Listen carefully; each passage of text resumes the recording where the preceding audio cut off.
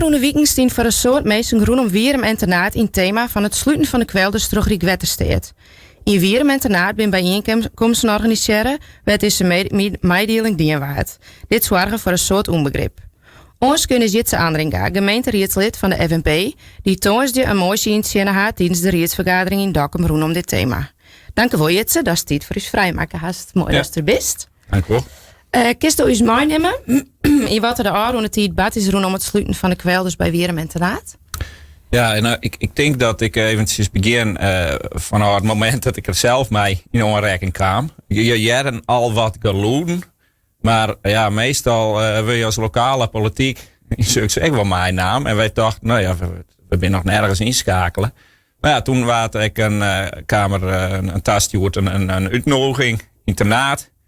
En in Wierum wie al jeder wist, voor dit thema en dat afsluiten van die kwelders. Dus en toen ben ik together met politieke collega's Vogelsang en Verweda van Liberaal, ben wij daar toch maar onuitnodigen als lokale politiek onskoot. Ja, en daar begon voor u het verhaal eigenlijk een beetje. En zo kwamen wij in de bekendheid van deze problematiek. Ja, je bent aanwezig bij de bijeenkomst internaat. Wat had je hem daar vernaam aan de meesten die erbij waren, hoe wat het met hun die? Ja, enorm. Het was eerst al een hele grote opkomst.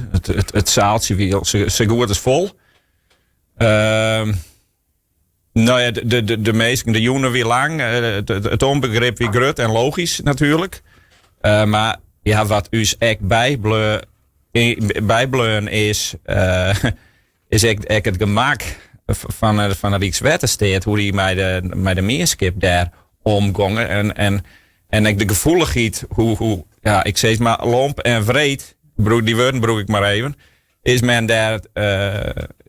daar, ja, als het dat zou tappast in die vergadering. Ja, eigenlijk wie net een vergadering, maar meer een mooi die. Precies. Ja.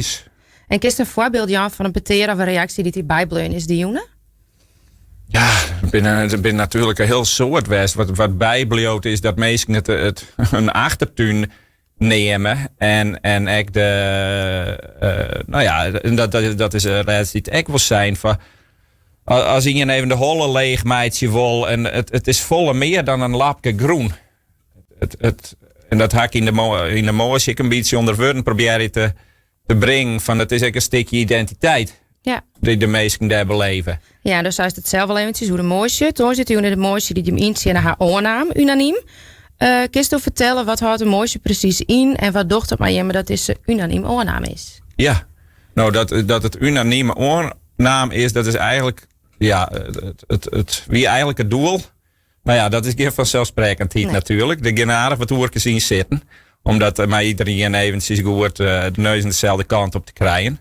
Maar waarom naar het begin? Een motie is eigenlijk voor u als lokale politiek het middel om ik sla hem even een heel plaatje, maar om een wethouder nou opdracht mee te gaan. Ja. En de wethouder wie natuurlijk echt al bezig, maar ja, dat roept de motie nou echt op om ik mijn oren heen in peteer te gaan. En ook in de wethouder zei, dus ik ga unaniem, de hele riet had mij deze opdracht, jongens. Die staat sterker in haar verhaal naar de boetenwereld daar. Ja, dus dat en daarmee is het extra van belang dat je een hele riet mee krijgt. Ja, nou en dat is slagen. Ja. Wat ben de vervolgstappen en hoe ziet dat eruit voor de komende tijd? Nou, de vervolgstappen daar ben we eigenlijk toch een joen ekker voor het mij begon.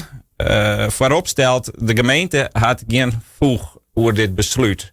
En dat zegt eigenlijk die jongen ook al waarom. Dat zei het zelf ook al, het via maaidieling. Want het Rijkswaterstaat die had het vroeg om dit te doen wat ze doen. Maar ja, daarmee houdt het net op.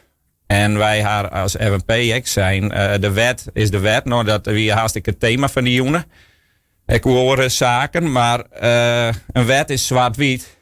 Maar in de uitvoering van de wet zitten 50 tinten grijs, wat dus onbelangrijk. Ja. En daar zie je wij de ruimte. En in het verlengde daarvan, ik heb die jongens zelf ook met alle oren maaienzieners en andere politieke partijen haak ik zijn. Nou, maar we richting de provincie, want daar zijn al vragen gesteld hierover. Maar ik ben, ik zeg het maar eventjes heel laf en afstandelijk beantwoorden. Dus ik ga mij, nou ja, je zit met al je politieke partijen die hun afdelingen ook in de provinciale steden hebben. Dus zei, nou maar we via de gesprekken aan en je neemt geen genoegen mij. En eigenlijk met het wetenschap ook mij. En als we mij zien al een aantal oerheden mij ook een blok voor in bekennen, ja, dan hopen we wat te bereiken. Hartstikke mooi. Dus het laatste weet je er dan net hoe saai. Nee, precies. Helder, bedankt voor die tijd. Ja, dank u wel.